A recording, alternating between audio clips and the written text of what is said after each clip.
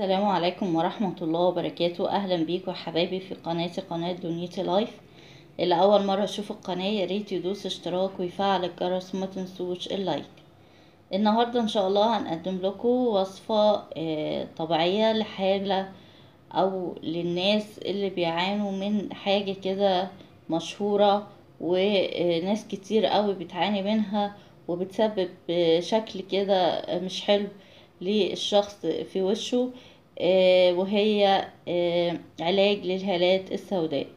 طبعا الهالات السوداء لما بتبقى تحت العين بتضايق ناس كتير قوي، وخصوصا البنات، بسبب الاسمرار اللي بيبقى تحت العين. ساعات بيبقى شكله كتير قوي ونسبته عالية، وبيسبب لها كتير من الإحراج. طيب ايه العلاج؟ احنا عايزين نعرف بس ايه هو الأعراض وايه أسبابها.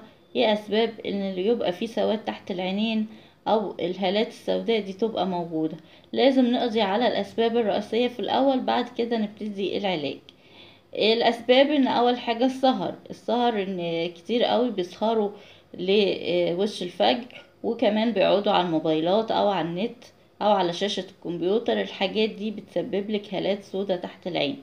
تاني حاجة التجاعيد، ان المنطقة دي بتبقى حساسة جدا، واكتر منطقة بتبقى الجلد فيها طري جدا وناعم، وبيبان فيها التجاعيد. ولما بيحصل تجاعيد طبعا البشرة ما بيبقاش بتبقى ناشفة او جافة، فبتسبب الهالات السوداء. اي حاجة يعني اول ما البشرة تبتدي تضعف على طول بتسبب حاجات كتير منها الهالات السوداء. تاني حاجة او تالت حاجة التعرض للشمس. الناس اللي بتشتغل في الشمس او بتمشي في الشمس كتير من غير ما تلبس نظارات شمس، دي برضو بتأثر على المنطقة دي، فبتسبب هالات سوداء. الشيخوخة طبعا والسن، وده معروف. واهم سبب من الاسباب هو وجود انيميا.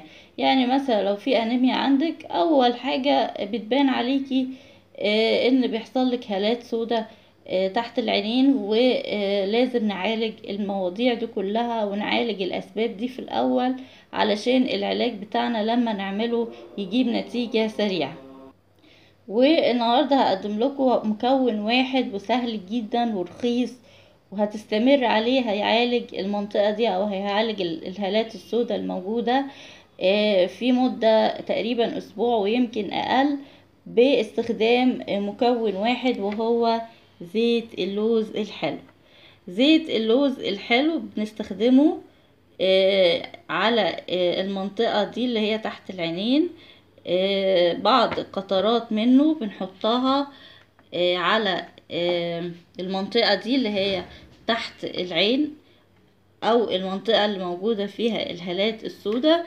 بنحط بعض قطرات منه ونستمر عليها يعني كل يوم.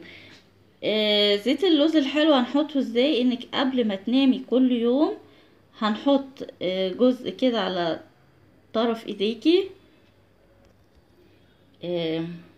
اهو حطيت جزء من الزيت على صباعي، وابتدي احط منه تحت المنطقة كل يوم بتدليك كده خفيف. مش هقعد ادلك قوي، لا، بتدليك خفيف كل يوم قبل ما انام. وانام وهو موجود عليا او موجود الزيت على المنطقة، ولغاية ما اصحى الصبح واغسل وشي بالمية. كل يوم بستمر عليه لغاية ما تختفي الهالات السوداء من تحت العينين عندي، وما تسببليش اي احراج موجود. طيب عشان النتيجة تبقى سريعة ان احنا نعالج الاسباب الرئيسية اللي احنا قلنا عليها في الاول. لو بتسهري بلاش، نامي، حاولي تنامي بدري. لو في انيميا تتعالج. لو التعرض للشمس يبقى تلبسي نظارة شمس او تبعدي عن الشمس، بتمشيش فيها. حاجات كتير قوي. المهم ان احنا الاول نعالج الاسباب الرئيسية، بعد كده نعالج بالوصفة الطبيعية بتاعتنا. يبقى بنحط زيت اللوز الحلو قبل ما ننام على المنطقة بتاعتنا دي، وبنام بيه وبصحى الصبح بغسل وشي، واستمر على الموضوع ده لمدة اسبوع لغاية ما تختفي تماما، او على حسب. طبعا في ناس بيبقى عندها نسبة بسيطة هتختفي اسرع، في ناس هتاخد وقت شوية. فنستمر على الوصفة دي، وصفة سهلة جدا. وزيت اللوز جميل جدا للبشرة لاحتوائه على فيتامين اي، وهيسرع تماما العلاج بتاع المشكلة دي. يا رب اكون النهاردة افدتكم، ويا رب اللي عندهم المشكلة دي يجربوا زيت اللوز، بإذن الله هيجيب معاهم نتيجة. ولو عجبتكم الوصفة النهاردة ما تنسوش اشتراك وشير ولايك للقناة، وشكرا ليكم، والسلام عليكم ورحمة الله وبركاته.